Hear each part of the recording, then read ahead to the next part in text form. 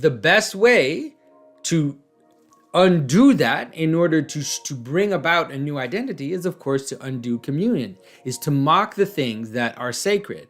There's only, who do you attack? You try to attack the truth. You try to attack strength. So it doesn't surprise me that Christians, Catholics, Protestants, Mormons, that whole lane. There was never an intention to show disrespect to any religious group. On the contrary.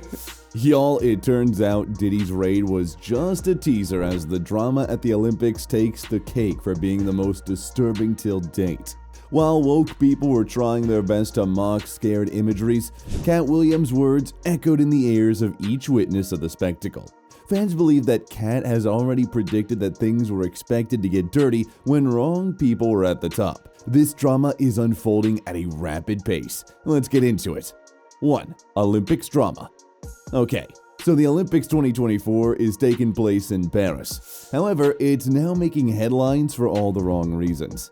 Historically, the Olympics has been a testament to value, talent, and ethics. However, this time around, it fell short of all three.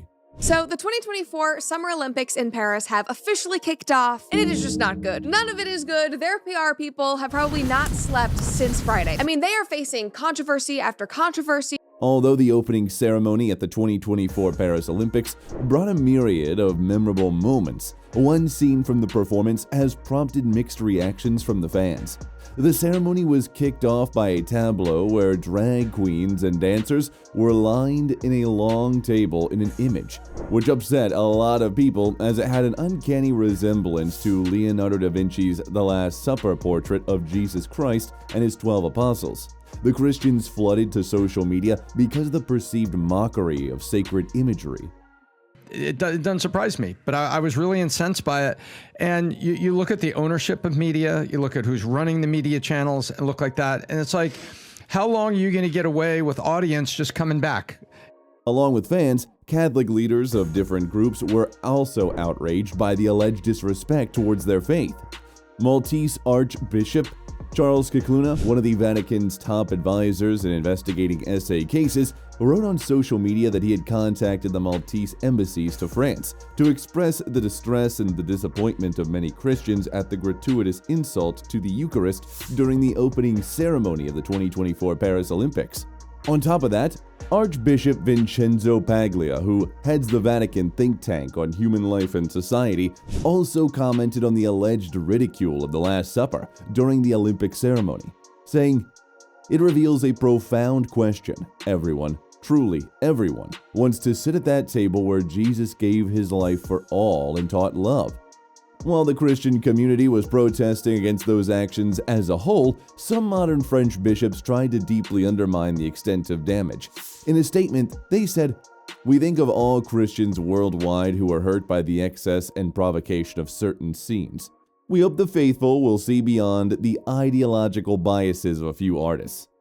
Well, that did not sit well with Bishop Emmanuel Gabliard, who highlighted that the opening act was also against the policies established by the institution itself. It is contrary to the Olympic Charter, to the dimension of unity that is present in its values, to the idea of bringing everyone together without political and religious demonstrations. While the religious saga unfolded, things got more complicated.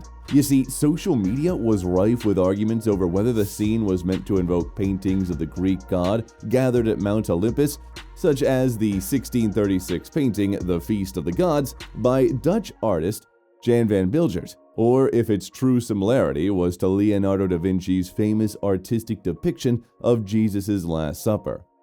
As if right on cue, the 2024 Paris spokesperson Anna de Camps issued a non-apology to the Christian religious groups. She said, There was never an intention to show disrespect to any religious group. On the contrary. While trying to justify their actions, she claimed, "I think with Thomas Jolly, we really did try to celebrate community tolerance. Looking at the results of the polls that we shared, we believe that this ambition was achieved. If people have taken any offense, we are of course really sorry." In a direct attempt to back up her claims, the creative director of the scene, Thomas Jolly, claimed that he was using his rights to express himself. While explaining his stance, he started boasting about his right to love. He said, "In France, we have the right to love each other as we want, and with who we want. In France, we have the right to believe or not to believe." Well, as you can imagine, their refusal of acknowledging their wrongdoings did not escape the fans' eyes. However, some fans hinted that they did not expect anything from the population that legalized blasphemy. And while taking a page out of Jolly's book, another bishop came to rationalize their choices. Interestingly, Hugo Bardin, whose drag queen character Paloma took part in the tableau, was disappointed Paris 2024 had felt compelled to apologize. An apology means recognizing a mistake, recognizing that you deliberately did something to harm, which was not the case. What bothers people is that we're reproducing this painting. What bothers people is that queer people are reproducing it.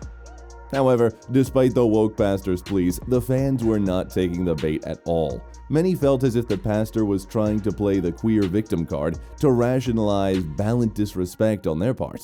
One even commented, "It was disgusting and in bad taste. These are the very same people who want you to be tolerant and respectful of their sexuality, but they can't afford you the same grace and courtesy.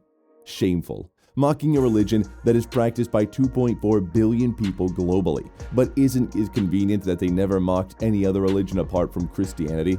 Picking on easy targets, that is the very definition of cowardice, if you ask me." Another added, "It would be nice if one Christian Olympian denounced the blasphemy that took place during the opening ceremonies. We can talk all night long on social media about how despicable this was, but we need athletes to stand for Jesus Christ right now. Don't be silent." Surprisingly, controversial social media personality Andrew Tate and his brother Tristan Tate were also among the critics. The two stood in front of a church near the French embassy in Bucharest to protest against the opening ceremony. "This is the Last Supper. This is everything holy about Christianity, and we say absolutely nothing about it and say, oh, you can't even complain. What are we doing wrong by saying that this is disgusting? This is not art." His brother Tristan Tate added, "What's very important to remember is that the European Union gave 100 million euros for France to do this Olympics, so they took your money, and they're making fun of Jesus Christ. It's our money, that's Romanian taxpayers. They're using our money to do this." 2. Katt Williams. Now that the opening ceremony drama has blown over, people are starting to connect the dots to the predictions Katt Williams made at the start of the year. It's been an eventful year, to say the least. From Diddy's raid to the Olympics fiasco, and all of it apparently boils down to the explosive interview Katt did at Shay Shay Podcast. Fans believe that Katt's comprehensive expose set the things in motion. All of these big deviants is all catching hell in 2024. It's up for all of them. It don't matter if you Diddy or whoever you is. Not only that, Katt even hinted at the alleged demonic rituals that took place under wraps in the entertainment industry. During the podcast, Katt also highlighted that he was not afraid of the higher-ups canceling him because he is firm in his faith. Katt hinted that the higher-ups offer extraordinary money to people so that they would dance to their beats. He alluded that people in the entertainment industry seem to gloss over the demonic things because their pockets are filled. At one point, Katt allegedly compared the higher-ups to Satan. He said, "Satan can't create anything. That includes blessings for his people. That's why, what the number one job somebody that sold their soul in Hollywood is? It's to act like it didn't happen." Now, according to Katt, the propaganda behind the Hollywood fiasco is very deep. He claimed that the alleged higher-ups that run the world cook up propaganda to further their cause, and to deceive people from realizing the truth. While it may sound far-fetched, Katt has receipts to prove his claims. He pointed out that he knew about the trans movement long before it started surfacing. Hollywood is not really there to entertain you. Like, that's great that happens, but propaganda is something that is important to all civilizations. You might not know, but Katt Williams has always been a pain for the Hollywood elites. In a previous interview with Jamal Finkley on his YouTube channel, Black Tree, Katt spilled the beans on this dress-wearing scheme you might all be familiar with. You see, Katt revealed his thoughts on the controversy of Kevin Hart wearing the dress in one of his SNL skits. But Kevin wasn't alone knee-deep in this trap. Eddie Murphy and Jamie Foxx were right beside him to keep him company. Katt hinted that this was a full-fledged strategy to make fun of black people while making money off them. Katt highlighted the irony of the situation, as the majority of the audience found amusement in witnessing a black man wearing a dress. However, he alluded that such a reaction would unlikely be reciprocated if the roles were reversed, and their fair-skinned counterparts were in a similar position.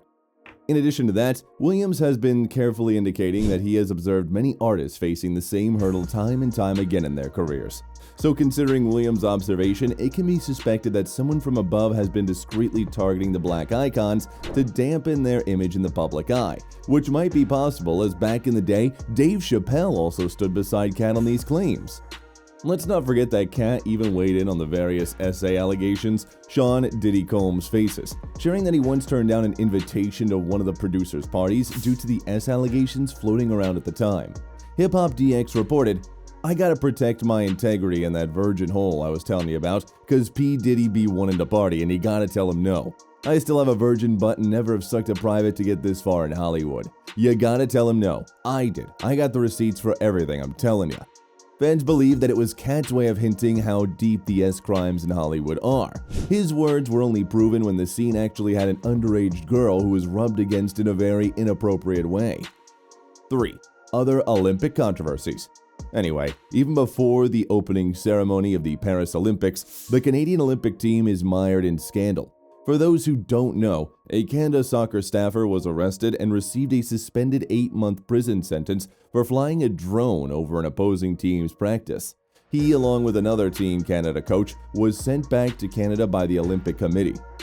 And reports also suggest that the opening ceremony was just the tip of the iceberg. You see, we all knew how there would be a rise in trans females that were allowed to compete against women. Well, it would have been alright if that were always the case. However, last year, female boxers were disqualified at the 2023 World Championships after being judged to have failed gender eligibility tests and having complied with all rules to fight at the Games. However, Lin Yuting of Taiwan and Iman Khalif of Algeria are now competing in their second Summer Games. Both finished outside the medals at the Tokyo Olympics held in 2021. Both were removed from their competitions in New Delhi last year at the World Championships run by the International Boxing Association, which has been banished from the Olympic boxing since before the Tokyo Games. You might have noticed that in recent years, gender eligibility has become a growing controversy in relation to sports, and since the most recent Tokyo Olympics, some sport bodies have updated their gender rules. Several of these governing bodies now ban athletes who went through male puberty from competing in women's events. As a result, the IOC has appointed officials to run boxing at 2 straight Summer Games and acknowledged that the tournament rules for Paris are descended from those in place 8 years ago at the Rio de Janeiro Olympics, and their main reasoning was to minimize the impact on athletes' preparation and guaranteeing consistency between Olympic Games. They said in a statement, "All athletes participating in the boxing tournament of the Olympic Games Paris 2024 comply with the competition eligibility and entry regulations, as well as applicable medical regulations as well." In boxing, hear that again, these biological men with XY chromosomes are going to be fighting with women. And we're all supposed to just nod our heads and clap our hands. The thing is, neither boxer has been explicitly identified as transgender. It's suspected that both are impacted by a difference of S development, or DSD, meaning they have both male and female genitalia. And when spokesperson Mark Adams was asked about the committee's decision to allow these 2 athletes to compete in the women's category, he said, "These athletes, boxers, are entirely eligible. They are women on their passport. They've competed for many years. I actually think it's not helpful to start stigmatizing people who take part in sports like this. But they are women. They competed in the Tokyo Olympics. I think we all have a responsibility, by the way, to try to dial down on this and not turn it into some kind of witch hunt. They are regular athletes who have competed for many years in boxing." On top of that, the Olympics also issued new guidelines to protect such individuals from the probing questions by journalists. Fans believe that it might be because they don't want to be called out on television during this sensitive time. According to the International Olympic Committee's, or IOC's, updated portrayal guidelines, using the terms biological male or biological female in reference to trans athletes is problematic. The IOC updated its guidelines this week for how Olympic-affiliated media and outside outlets should appropriately cover athletes in regards to their diverse identities. The third edition also features a list of problematic terms that should be avoided when covering transgender people competing in the Olympics. A person's S category is not assigned based on genetics alone, and aspects of a person's biology can be altered when they pursue gender-affirming medical care. The IOC guide stated in its section listing biologically male and biologically female as problematic language. The press release published along with the document described its purpose, saying it seeks to raise awareness about the differences in how sportswomen and women's sports are portrayed in comparison to their male counterparts. It's also claiming that the guidelines provide practical checklists and advice to help ensure gender equal and fair representation of all athletes across all forms of media and communication. The guide also provides tips on how to break gender-based perceptions and stereotypes. Well, if though that was all controversies Olympics had this week, you are sorely mistaken. For context, Van de Velde, the volleyball player, pleaded guilty to 3 counts of R against a child for events that occurred in 2014. He reportedly flew from Amsterdam to London in 2014 to meet with a 12-year-old girl he'd met online, and then had S with her and advised her to get a morning after pill. Staff at a family planning clinic then alerted her family and the police, and that's how he was caught. In 2016, he was sentenced in England to 4 years in prison. He then served 1 year in Britain before he was transferred to the Netherlands and released 1 month later. Turns out that he had been tried in his home country. He likely would have not been convicted of R, and instead of his actions would have been considered the lesser crime of ontucht, that is, S actions that violate social ethical norms. Van de Velde resumed his volleyball career after his release. He qualified for the 2024 Paris Olympics in his national pair with Immers, which immediately sparked controversy around the world. It was later announced Van de Velde would not stay in the Olympic Village, and he has not done any interviews. Fans believe that the whole Olympic organization has been sheltering a convict, just to preach inclusivity. Unsurprisingly, the Dutch Volleyball Federation, or NVOBO, claimed that Van de Velde was proving to be an exemplary professional and human being, and there was no reason to doubt him since his return. Velde himself, in the statement released by NVOBO, he said, "I understand that in the run-up to the biggest sporting event in the world, this can attract the attention of international media. I cannot reverse it, so I will have to bear the consequences. It has been the biggest mistake of my life." However, his so-called mistake destroyed the childhood of an innocent child. The survivors' trust expressed their displeasure on Van de Velde's remorse and said, "The fact that Van de Velde is allowed to continue his career after admitting the biggest mistake of his life is further endorsement of the shocking toleration we have of child SA. The R of a child was planned, calculated, involving international travel, and will undoubtedly cause his victim lifelong trauma, irreversibly changing the course of her life. As a society, we have to start embracing a zero-tolerance approach to the heinous and costly crime." Fans are understandably calling for a boycott to the Olympics after these serious controversies. I'm done with the Olympics. It's a business. No viewers, no spectators, no money, no Olympics. And that's it for today. See you in the next one. Goodbye.